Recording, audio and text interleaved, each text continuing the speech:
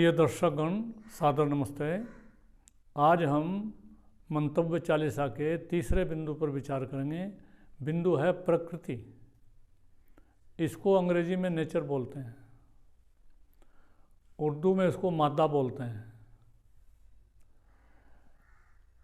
अब जैसे पहली ईश्वर की और जीव की चर्चा में भी थोड़ा सा संकेत दिया,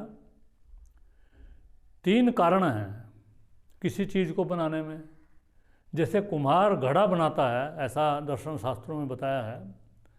कुम्हार घड़े को बनाता है तो उसमें एक तो उपादान कारण है, यानी मेटीरियल कॉज।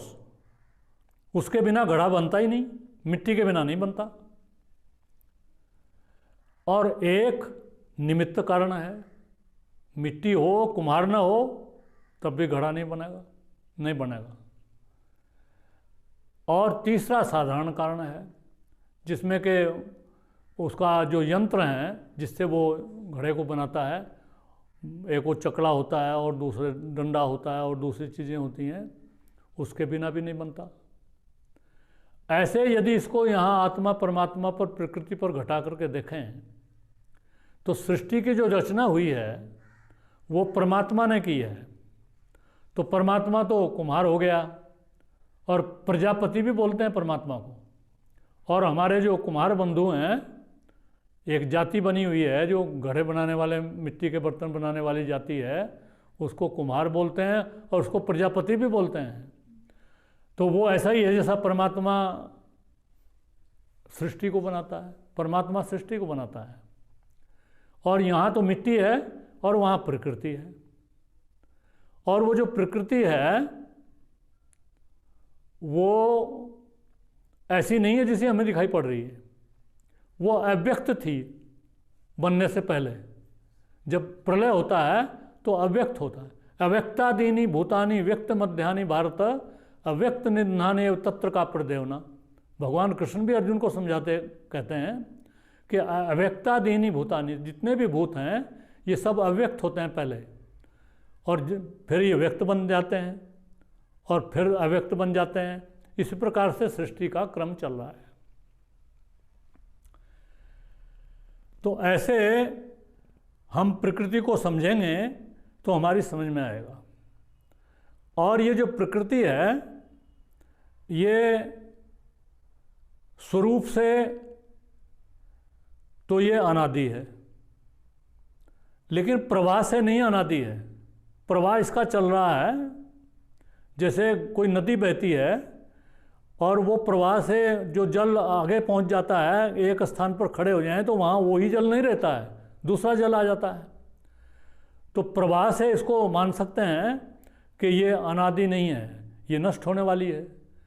लेकिन स्वरूप से सांख्य शास्त्र में बहुत अच्छा इसका वर्णन किया गया है कि सृष्टि कैसे बनती है। सत्व रजस तमसाम साम्यावस्था प्रकृति। सत्व रज तम, तीन गुणों से ये सृष्टि बनी है।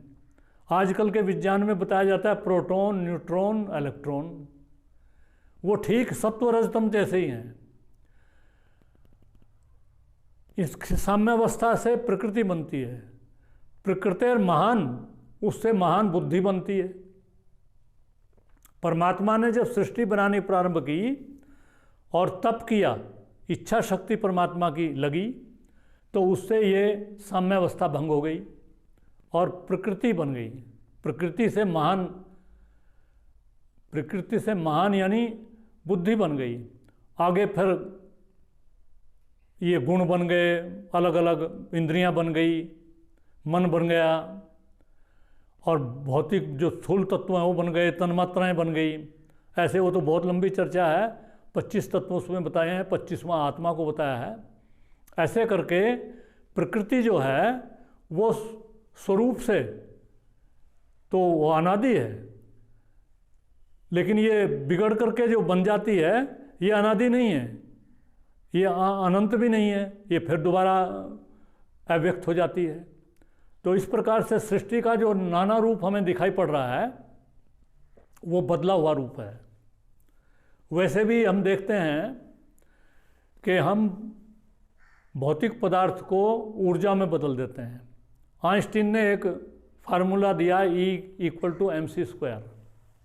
किसी पदार्थ को यदि हम एनर्जी में बदल लें तो पदार्थ की मात्रा को प्रकाश की गति के वर्ग से गुणा करें तो इतनी एनर्जी पैदा हो जाती है। आप देखते हैं जनरेटर में आप डीजल का प्रयोग करते हैं, डीजल जलाते हैं या पेट्रोल जलाते हैं, तो डीजल पेट्रोल समाप्त हो जाता है, पदार्थ तो समाप्त हो गया, एनर्जी बन गई। कुछ तो ध्वनि एनर्जी बन गई, ध्वनि होती है, कुछ आगे बिजली बन गई, उसको हम चाहे प्रकाश में बदल लें, चाहे ध्वनि में बदल लें या किसी प्रकार की हीट में बदल लें, तो ये ऊर्जा जो है, ये पदार्थ से ऊर्जा बनती हुई तो हम देखते ही हैं। और ऊर्जा भी एक प्रकार से अव्यक्त ही है, क्योंकि जब बिजली बन जाती है और डीजल आपने फूंक दिया, 100 लीटर डीजल फूंक दिया आपने और सारे तारों में होकर के बिजली चली गई, उसका प्रयोग हो गया, तो अव्यक्त हो गया। अव्यक्त तो करने की विधि हमने विज्ञान ने बना दी, लेकिन परमात्मा तो वो सब कुछ कर सकता है। तो परमात्मा सृष्टि में विकार करता है, सृष्टि इस प्रकार से बनती है। और ये जो प्रकृति है वैसे तो एक समान है, ये साम्यावस्था जब इसकी होती है, लेकिन गुणों में जब टूट फूट होती है, साम्यावस्था भंग होती है, तो ये प्रकृति नाना रूप में जो हमें दिखाई पड़ती है वो दिखाई पड़ती है। हमारे शरीर हैं, वनस्पति हैं और ये जीव जंतु हैं, आदि आदि करके हमें शरीर मिलते हैं। ये प्रकृति को इस प्रकार से हमें उपादान कारण के रूप में इसको मान करके चलना चाहिए। और इसको आत्माएं जब मिलती हैं, इसका जो भोग है वो आत्मा करती है। ये खेल परमात्मा ने ऐसा ही बना रखा है कि ये आत्माओं के लिए ये प्रकृति इस प्रकार से बना रखी है। इसके चक्कर में फंस करके ये जन्म जन्म मानव में जीवात्मा चलती रहती है। और जब साधना करके परमात्मा का ज्ञान हो जाता है तो माया से मुक्त होकर के जीवात्मा फिर मुक्ति को प्राप्त हो जाता है। इतना ही जीवात्मा के संबंध में, प्रकृति के संबंध में बताना पर्याप्त है। इति ओम।